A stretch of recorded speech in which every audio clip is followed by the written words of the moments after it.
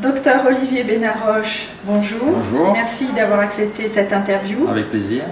Vous êtes donc fondateur et directeur de l'école OB1 Formation Antibes, hypnothérapeute, conférencier et auteur. Et aujourd'hui, nous sommes là pour discuter de votre formation en e-learning, disponible sur votre site OB1 Formation, sur le stress et le burn-out. Oui, merci pour l'invitation, Chloé. Je suis ravi d'être ici et de pouvoir parler de ce domaine qui nous passionne. Qui nous passionne et qui est vraiment d'actualité. Oui. Alors tout d'abord, stress et burn-out, les nouveaux outils de prévention. On parle beaucoup de stress et de burn-out, mais souvent sans vraiment les comprendre. Vous, qu'est-ce qui vous a donné envie de créer cette formation ? Alors d'abord, merci Chloé de m'inviter. C'est un grand plaisir de pouvoir partager sur ces sujets. Ce qui m'a vraiment donné envie de développer cette formation, c'est quand je me suis rendu compte que, bien sûr, on le sait, en tant que thérapeute, le stress est un élément qui est présent dans presque tous les troubles qu'on peut rencontrer, et que le burn-out, malheureusement, a tendance à se développer de manière un petit peu exponentielle. Et c'est de pouvoir aller dans la racine des choses, permettre de donner des outils de compréhension et d'action, justement pour éviter que le stress ne se développe de manière trop importante et aboutisse à cet extrême qu'est le burn-out. Tout à fait. Alors, le titre aussi, Stress et burn-out, les nouveaux outils de prévention. Qu'est-ce qui est nouveau dans votre approche, docteur Benaroche ? Alors, sans que ce soit complètement révolutionnaire, l'idée c'est vraiment d'évoluer vers quelque chose d'intégratif.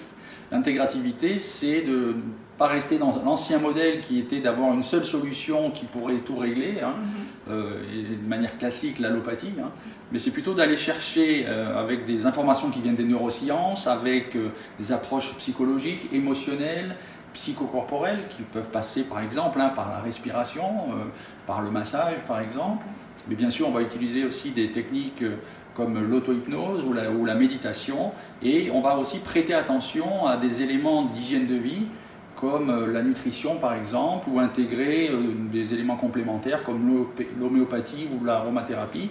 L'idée c'est que chacun puisse faire une synthèse efficace avec des approches qui lui permettent d'avoir véritablement une prise sur le stress et éviter d'évoluer vers le burn-out. Très bien. Alors, comprendre pour mieux agir. Dans votre premier module, vous invitez à recadrer le stress. Ça veut dire quoi concrètement, recadrer le stress ? C'est un élément qui est important, qu'on connaît bien nous en thérapie, le fait de faire ce qu'on appelle de l'éducation thérapeutique. Et ben, c'est l'idée, en passant par les neurosciences, de pouvoir redonner quelque part une définition un peu plus équilibrée du stress. C'est-à-dire qu'en général, on le considère comme un ennemi à éliminer. On se rend compte qu'en fait, il fait partie de notre vie, et qu'il est indispensable, et que d'une certaine manière, il est aussi utile dans certaines situations pour surmonter des challenges ou des défis. Et quelque part, on va pouvoir remettre le stress à la bonne place qui lui revient, et de cette manière, il devient moins nocif aussi. D'accord. Alors, vous expliquez aussi les effets positifs du stress. Ça, c'est surprenant. D'une certaine manière. Oui. Est-ce que vous pouvez nous donner un exemple ? En fait, ça rejoint cette idée de recadrage, que le stress peut être aussi, et c'est son but premier, quelque chose qui va nous permettre de dépasser des obstacles et de nous stimuler. C'est ce qu'on va rencontrer, par exemple, dans ce petit trac que peut avoir le comédien avant de rentrer sur scène, qui le met un petit peu en action. Et ça rejoint aussi l'idée de ce qu'on appelle le flow, cette espèce d'état particulier dans lequel on est dans une forme d'équilibre où le stress n'est pas complètement absent, mais il a un niveau qui nous permet d'être complètement éveillé, d'être stimulé et d'avoir un accès privilégié aux ressources qui sont utiles à un moment donné. Et là encore, c'est une idée un peu qui est temporelle et d'intensité. C'est-à-dire que le stress, quand il est de courte durée et qu'il est modéré, c'est plutôt un stimulant qui est utile. Le problème, ça va être quand ça va être trop intense ou trop durable, parce que là, on va basculer dans le stress chronique qui, lui, est véritablement pathologique. D'accord. Merci pour cette précision. Et la question c'est, et le burn-out alors? Comment le distinguer d'une simple fatigue ou d'une dépression? Alors c'est souvent un vrai défi diagnostique pour les médecins en particulier, parce qu'il n'y a pas de critères véritablement exclusifs pour définir le burn-out. Il y a beaucoup de ce qu'on appelle des comorbidités, c'est-à-dire qu'il y a des liens effectivement avec des fatigues, avec des épuisements, avec des dépressions par exemple. Ce qui permet aujourd'hui de définir un peu plus précisément le burn-out, c'est ce qu'on appelle un petit peu le trépied du burn-out. C'est le fait qu'il y ait en particulier un épuisement physique et émotionnel, qui a un symptôme un peu qu'on appelle de dépersonnalisation. C'est quand l'empathie un petit peu pâtit de cette suractivation, on va dire. Et puis il y a aussi une baisse de l'accomplissement personnel, c'est-à-dire le fait que les personnes en burn-out ont plutôt tendance à se dévaloriser. Voilà, tout ça, ça définit de manière un peu plus précise le burn-out, à l'origine, qui est quand même défini comme un problème lié au travail, dans un contexte particulier, même si ce contexte est un petit peu élargi aujourd'hui à d'autres domaines. D'accord. Et vous parlez du triangle du burn-out. Est-ce que vous pouvez nous expliquer cette image ? C'est ce dont je viens de parler, c'est-à-dire qu'il y a ces trois dimensions-là, et l'intérêt c'est que ça nous éclaire aussi sur les stratégies qu'on peut mettre en place. C'est-à-dire que la première pointe de ce triangle, on l'a vu, c'est l'épuisement. L'épuisement physique ou émotionnel, ça veut dire que la première stratégie, ça va être de trouver un moyen d'augmenter nos ressources, de recharger les batteries. Ça va nous permettre déjà de combattre ce premier élément. Le deuxième coin du triangle, on l'a vu, c'est cette notion de fatigue de l'empathie, où on peut devenir cynique, froid, etc., détaché de ses émotions et des autres. Et l'idée, c'est d'en prendre conscience et d'avoir aussi des outils pour pouvoir se protéger peut-être des influences qui nous font du mal, qui sont excessives, et de pouvoir avoir une empathie peut-être qui se mue en compassion, puisqu'on sait par les neurosciences que c'est un petit shift qui va être protecteur. Et le troisième niveau, ce niveau donc de manque de l'accomplissement personnel, ce sentiment d'échec, en thérapie, on va le travailler avec des techniques de renforcement du moi, pour que effectivement on recharge ses batteries au niveau de ses propres valeurs et qu'on se sente capable, valable. Et tout ça mis bout à bout, ça permet non seulement de bien comprendre le burn-out, mais aussi d'avoir des outils de prévention. D'accord, merci. Alors, dans le module 3, des nouveaux outils de prévention du burn-out, vous aidez à repérer les facteurs de risque. Pourquoi est-ce une étape essentielle de repérer les facteurs?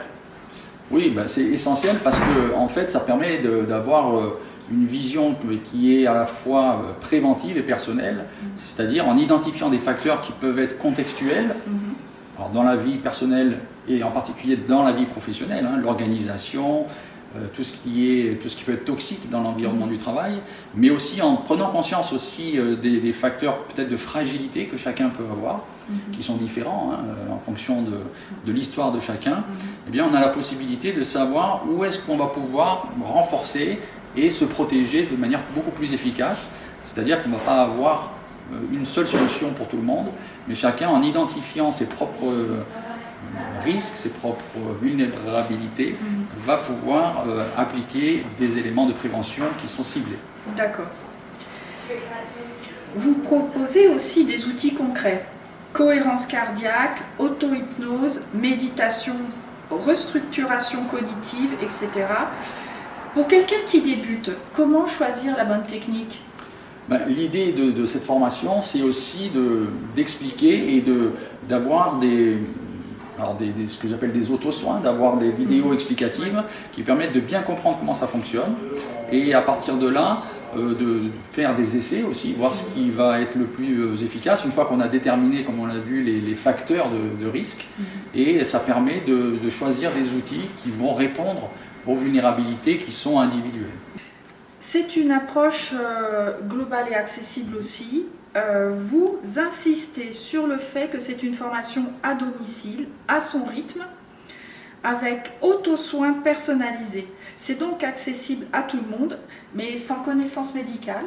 Alors oui, c'est accessible à tout le monde parce qu'il y a une démarche progressive qui permet d'expliquer en amont et de comprendre pourquoi est-ce qu'on va essayer un outil plutôt qu'un autre. Et puis, ce que j'ai voulu faire aussi avec cette nouvelle technologie de l'e-learning, c'est de rendre effectivement des outils de la thérapie accessibles à chacun sans avoir nécessairement besoin de rechercher un thérapeute, de prendre du temps pour un rendez-vous. Et on sait à quel point on peut être submergé, notamment quand on est en stress chronique. Et donc, ça permet de cette manière-là d'avoir la possibilité de faire des auto-soins qui sont dirigés par des vidéos, par des scripts, par des PDF, et ça permet de le faire à tout moment quand on en a besoin, de manière beaucoup plus large et répétitive que simplement avec un rendez-vous par semaine, par exemple. En effet.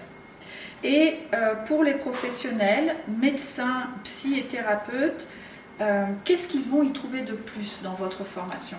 L'idée, c'était aussi de compléter la boîte à outils des thérapeutes, de pouvoir proposer, par cette vision intégrative aussi, d'enrichir les outils qui sont disponibles pour pouvoir renforcer ce que les thérapeutes font déjà à leur manière, et peut-être en ayant des idées un petit peu supplémentaires pour voir de quelle manière ils peuvent rajouter des éléments qui vont renforcer la pratique régulière qu'ils ont déjà acquis. Spécialisé dans le burn-out. Voilà, en particulier avec des outils qui sont ciblés et qui peut-être ne sont pas forcément utilisés aujourd'hui, avec des explications qui vont pour ces soignants être davantage axées sur les neurosciences, sur les processus, et donc ça permet effectivement une double lecture, une lecture pour l'individuel qui veut utiliser ces outils pour aller mieux, et le professionnel qui va pouvoir puiser des outils complémentaires. D'accord, merci. Alors, est-ce que vous avez un exemple d'une personne ou d'un cas qui vous a particulièrement marqué et qui illustre bien les effets de cette approche? Oui, alors j'ai eu pas mal de témoignages de personnes qui ont déjà suivi cette formation et qui m'ont dit à quel point ils ont pu s'approprier les outils.